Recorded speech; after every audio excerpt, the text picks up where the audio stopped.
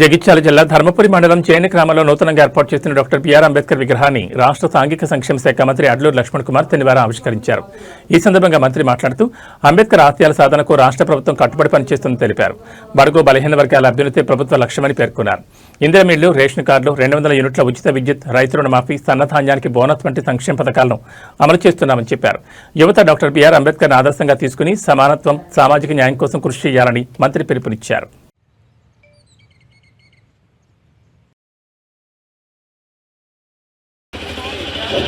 అంబేద్కర్ విగ్రహ ఆవిష్కరణ గురించి చేసినారు. కావున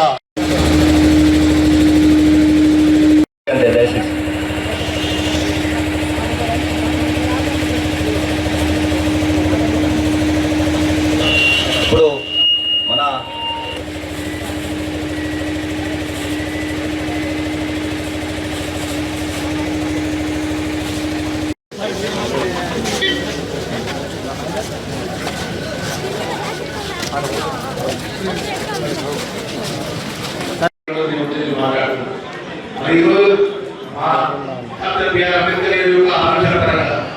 ఈ దేశంలో అంబేద్కర్ గారు వర్గానికి కాదు, దేశ ప్రపంచంలో అన్ని వర్గాలకు రాజ్యాంగ పరంగా గొప్పగా ఈరోజు దేశాన్ని ఇంత శాంతి భద్రతతో ఇంత గొప్పగా ప్రపంచ దేశాలకు పోటీ పడుతుందంటే ఆ రాజ్యాంగ నిర్మాత ఆ రోజే రాజ్యాంగాన్ని రచించి ఈ దేశంలో చట్టపరంగా అనేక అంశాలు ఈ భారతదేశ ప్రజలు చట్టపరంగా లోబడి ఉండాలని చెప్పేసి రిజర్వేషన్ కానీ చట్టాన్ని కూడా అనేక అంశాలు విషయాల పరంగా అనేక అంశాలు గొప్పగా రాజ్యాంగ పరంగా అందించినటువంటి మానవులు ప్రపంచంలో మీ అందరూ తెలుసు.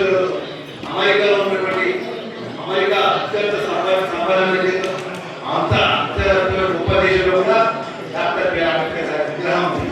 మరి వారిని గొప్పగా స్మరిస్తుంటారు. మరి వారి జయంతి కార్యక్రమాలు కానీ అనేక కార్యక్రమాలు కానీ ప్రపంచంలో విదేశాలలో ఉంది. అంత మానవుడి విగ్రహాన్ని మనకు ఏదైనా కాబట్టి తప్పుడు వచ్చి చాలా కావాలన్నారు. మరి ప్రభు ఈ యొక్క విగ్రహంలో కూడా పరోక్షంగా ప్రత్యక్షంగా నాకు అభిమానం ఏంటంటే ఆ రాజ్యాంగ నిర్మాత దేవుడు అందరికీ దేవుడే. ఎవరి శక్తి కొద్ది ఎవరు పాల్గొన్నప్పటికీ నా దేవుడి మీద చేస్తారని సందర్భంలో కూడా హైదరాబాద్ ముఖ్యంగా మరి ఈ కార్యక్రమం మా ఇంట్లో రావాలని చెప్పలేదు. అయినా ఉదయమే అన్ని కార్యక్రమం తీసుకొని ఉదయం హైదరాబాద్ రావాలి.